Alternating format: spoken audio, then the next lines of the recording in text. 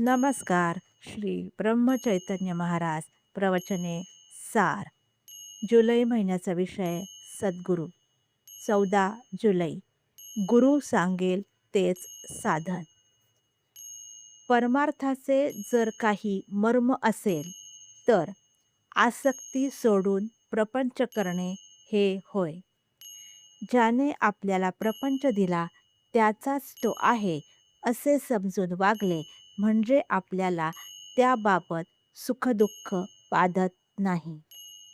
हे साधण्यासाठी गुरुमुखाने दिलेले परमात्म्याचे नाम आपण घेत जावे.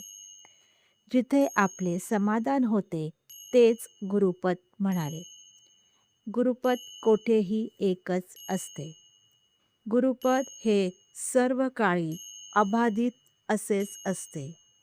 तुमचे जिथे समाधान झाले त्याला गुरु समजा आणि तो जे साधन सांगेल त्यातच त्याला पहा.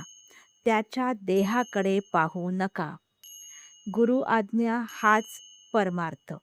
तो सांगेल तेच साधन. म्हणून अभिमान सोडून गुरुकडे जा. गुरु सांगेल तेच साधन पक्के लक्षात ठेवा. खरा परमार्थ हा लोकांना उपदेश करण्यासाठी नाही, तो स्वतः करता आहे. आपला परमार्थ जगाला जितका कमी दिसेल तितका आपल्याला फायदेशीर आहे. जगातल्या मोठेपणात मुळीच सार्थकता नाही. प्रपंचात कमी जास्त काय आहे याला परमार्थात महत्त्व नसून मनुष्याची वृत्ती भगवंताकडे किती लागली याला महत्त्व आहे. परमार्थाला कोणतीही परिस्थिती चालते. आपली वृत्ती मात्र स्थिर असली पाहिजे. एकीकडून मनाचे संयमन आणि दुसरीकडून भक्तीचा जोर असला म्हणजे परमार्थ लवकर साधतो. प्रपंच हा परमार्थाच्या आडकाठीसाठी नाही तर तो परमार्थासाठीच आहे हे पक्के लक्षात ठेवावे.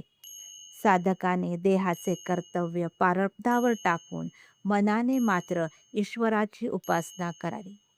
हृदयी ठेवावा राम, मुखी सदा त्याचे नाम. हातात असावे प्रपंचाचे काम, हेच खरे परमार्थाचे मर्म. काही सांगायचे असल्यास, बोलायचे असल्यास, शेअर करायचे असल्यास कमेंट करा. आनंदात रहा. धन्यवाद.